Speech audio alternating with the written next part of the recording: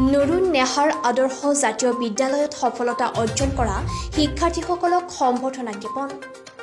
বৰদদ্ৰবাৰ সমীপৱৰ্তী ডুমডুমীয়া জেঙনিস্থিত নুৰুন নেহাৰ আদৰ্শ জাতীয় বিদ্যালয়ত ইতিমধ্যে বিদ্যালয়খনৰ পৰা ভাল ফলাফল প্ৰদৰ্শন কৰি ডক্টৰ বাণীকান্ত কাকতি বঁটা লাভ কৰিবলৈ সক্ষম হোৱা শিক্ষাৰ্থীসকলক আজি বিদ্যালয়খনৰ পৰা বিশেষভাৱে সম্বৰ্ধনা জনোৱা হয়।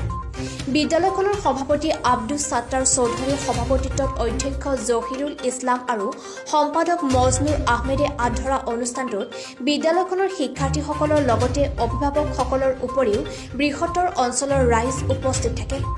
উল্লেখ্য যে বিদ্যালয়খনে অনগ্ৰসৰ অঞ্চলৰ ছাত্ৰ ছাত্ৰীসকলক ইতিমধ্যে কেইবাবছৰ ধৰি উন্নত ফলাফল প্ৰদৰ্শনেৰে গৌৰৱ কঢ়িয়াই অনাত বৃহত্তৰ অঞ্চলৰ ৰাইজে ভূয়সী প্ৰশংসা কৰে।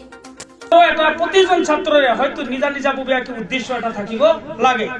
মই ডিসি হম, মই আইএস হম, মই টিচাৰ হম, মই ইঞ্জিনিয়াৰ হম, মই ডাক্তাৰ হম, এনেকুৱা এটা উদ্দেশ্য ৰাখক। আগত ৰাখি যদি তোমালোকে লিখা পঢ়া কৰা 100% ৰিজাল্ট হ'ব। কিন্তু উদ্দেশ্যবিহীন যদি তোমালোকে বৰ্তমান লিখা পঢ়া কৰি আছা, গতিকে তেনেকুৱা উদ্দেশ্যবিহীন লিখা পঢ়াই গৈ পাৰ নাপাব।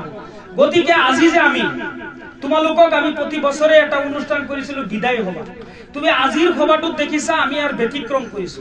তোমালোকে অন্য বছৰ ছাৰ বাইদেউসকলক গামোচা দিছা, গামোচা দি বিদায় লৈছা। আমি এই বছৰ তোমালোকক গামোচা পিন্ধাই সম্বৰ্ধনা পত্ৰৰ সৈতে তোমালোকক আমি আশীৰ্বাদ দিছো, যাতে তোমালোকে এই গামোচাটোৰে তোমালোকে অনুপ্ৰাণিত হৈ ৰিজাল্টৰ পিছত যাতে এইটো গামোচাৰ লগত শৰাই পোৱা, বিভিন্ন ধৰণৰ মানপত্ৰ পোৱা আৰু কি কি অন্য অন্য যিমানবোৰ তোমাৰ মানপত্ৰৰ লগতে আৰু ধৰি লোৱা নগদ মানি পোৱা বহুত কিবা কিবি আছে, যাতে সেইবিলাক তোমালোকে অৰ্জন কৰিব পাৰা। সেই বস্তুটোৰ ৰিহাৰ্চেল হিচাপে আজি আমি ইয়াত এটা সভা আশীৰ্বাদ সভা আহ্বান কৰিছো।